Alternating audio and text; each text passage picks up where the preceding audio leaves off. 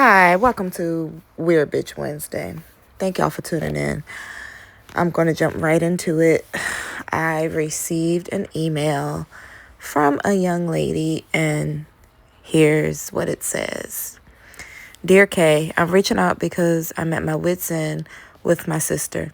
She knows I have a good job, and instead of working herself, she constantly asks me for money. I'm single and financially responsible, but I'm tired of funding her lifestyle while she refuses to contribute. I want to support her in a way that's healthy, but I also need to protect my own finances and independence. How can I set boundaries without damaging our relationship? As always, thank you so much for writing in, and I just appreciate the support. Appreciate the fact that you want to know how you can set your boundaries without damaging the relationship with someone who is very close to you, I'm assuming. Now, something else that I'm also going to assume is that your sister can work. You didn't mention anything about her being disabled or having any type of roadblocks. From what it sounds like she's just a person who does not want to work or who is lazy and who is refusing to work because she knows that you work. So with all of those assumptions in mind, here's what I think. I'm sorry. Here's what I know. I know that you giving your sister money to keep up with whatever lifestyle she has going on, I know that that's called enabling. And enabling is when you teach others that there are no consequences for their action. You teach people that there's no consequences for the things that you do. It's a saying, teach a man to fish. I don't know the saying exactly. I forgot it word for word, but you can look it up. There's a saying, if you give a man some fish or something, you keep feeding them and they'll keep asking you for fish. But if you teach a man to fish, like how to go fishing, then you give him a lifelong skill. And from what it sounds like you're just handing her food. You're handing her the fish. You're not teaching her how to fish. You're getting money. You're successful because you said you are. You're financially responsible, but you're not teaching that to her by giving her money. Okay, money is not given unless you're filthy rich and you just have an abundance of it. Money is earned. And that's something that she needs to learn. She needs to learn how to get her lazy tail out there and earn her own money because it does not come for free. I'm sure that when you wake up in the morning and when you put in your blood, sweat, and tears and you go for 8+ hours, right? You're not doing it because you absolutely enjoy going to work every day. And even if you do, you put some type of effort into what you do, right? So for her to just lay around and collect from you, the person who is putting in the work, that's not cool. And honestly, I'm going to tell you straight up, there may not be a way for you to set those boundaries without damaging your relationship some type of way. Because most people, it sounds like she's entitled. And most people who are entitled, they don't like to be told no. Ask me how I know, because I've dealt with plenty of entitled people in my life. And they're cool with you. Everything is wonderful until the one time. And that's another thing about entitled people who you enable through this type of behavior. You can tell them yes, or you can give them money or give them things and shower them with love and everything. You can give to them 1,000,001 times. And the one time that you tell them no, they're upset, they're in their feelings, they feel like you have betrayed them. And they will turn on you. They will turn on you. So I'm sorry, but there just may be no way for you to do this. Do what's necessary without ruining and damaging your relationship on her end. Okay, so this is a big possibility. I would say 99.9%. Okay, because the fact that she refuses to work and she knows that you are responsible with your money, she knows that all she gotta do is ask you and you'll give it to her. You've set that stage. You've made her problems your problems because from what it sounds like, she's your sister and you love her. But because you love someone, you can't let them guilt you into carrying a burden that you did not create. She doesn't work, therefore, she doesn't earn a paycheck, right? That's her burden. She has to know a consequence of not working is not getting no money, okay? But by you giving her money, you're teaching her, hey, I'm a princess. I'm a queen. I don't have to work. I don't have to put in any work. And I'm going to get money the free way when I want. That's basically what you're teaching her. And also on her end, it's a play on your emotions. People are not going to change their habits or behavior when they can hand over the responsibility to you. Now, one thing that you didn't mention was whether you were the big sister or the little sister. It really doesn't matter because hard working is hard working and lazy is lazy. And what I really want you to know in this situation is that you can care without jumping to fix your sister's problems. You can understand that, yeah, the job market sucks right now. It does. But there are ways for you to get money. You have to understand that you don't have to spring into action every time she needs that money, especially if she's letting it build up to the point where, oh, my rent is due next week. Okay, you knew that your rent was due, I would say a month or weeks in advance. You knew your rent was due. So why would you let it build up to this point if that's what she's doing? Okay. There's Uber Eats. I don't know if she drives. There's Uber. And I said there's Uber Eats because you can do that on foot. There are ways that you can help your sister. Okay, like I said, you didn't mention that she's disabled. From what it sounds like, she's a fully functional person who can work, who doesn't have any roadblocks or issues standing in her way. She just didn't want to work. So that's the assumption that I'm running with. It's possible that you can teach her to fish. Teach her to fish by offering to pick her up, drop her off downtown maybe in a city. And she can do an Uber Eats job by being a walker and walking people's food deliveries to them. That's one option. There are many other options for people to get money, get legal money. That's what I'm talking about, because that's the direction we want to push her in, right? Without you being her cash cow, because people will use guilt. You see, just like you wrote into me, you're taking this on as your problem. This is not your problem. This is her problem. And I know some people think, well, if my family got a problem, my sister got a problem, then it's my problem. Yeah, that's just something to say. But you can't work a job and take care of yourself and take care of somebody else's whole household unless you're rich. And it doesn't sound like you're rich.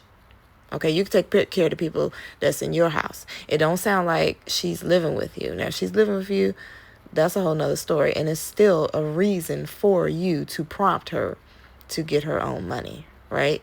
Because she's not the family that you created.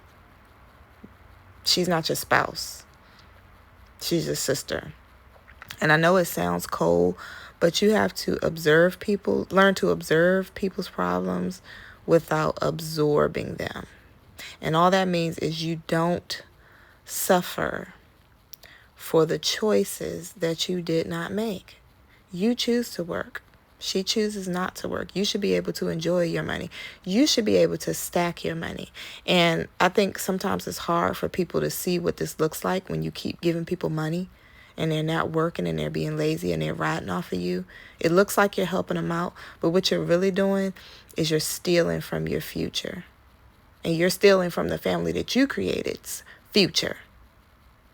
Now, notice I didn't say your kids, because even if you don't have kids, the family you create, which is your loved one or, whoever you're living with or vibing with, your husband, even if you're not married, your boyfriend, your friends, your girlfriend, whoever, it's your choice to do with your money what you would like to do with it. What if you want to stack your money?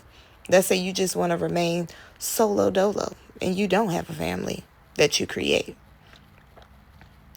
It's still you. You're important. You have to save for your retirement. You want to save so that you can travel and live a good life and build for your future and stack up for a rainy day, because those rainy days will happen. But you're depleting your funds by constantly supporting a whole nother person. So that's what I mean by observe, don't absorb. You shouldn't be suffering for your sister's choices. You weren't put here on earth to do that. When your parents birthed you, they didn't birth you to be responsible for that one. That was their responsibility until she got grown. She's grown now. So, and it doesn't sound like she's trying to help you out at all. She's just being a burden. My father always says people will put things into your wagon. And what that means is that they'll transfer their issues onto you when they don't feel like doing anything about it or they don't feel like dealing with it. And they will. They'll guilt you.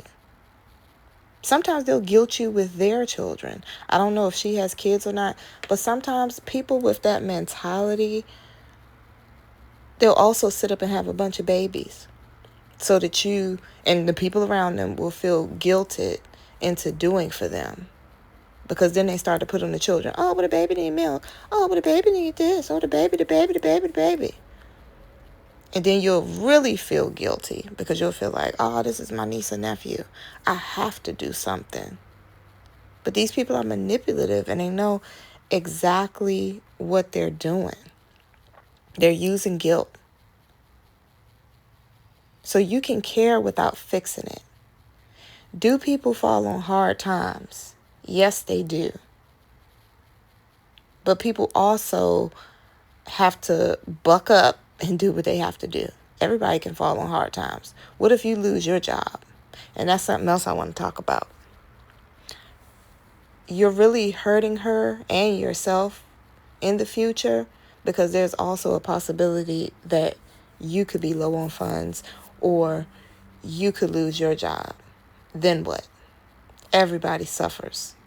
Double time.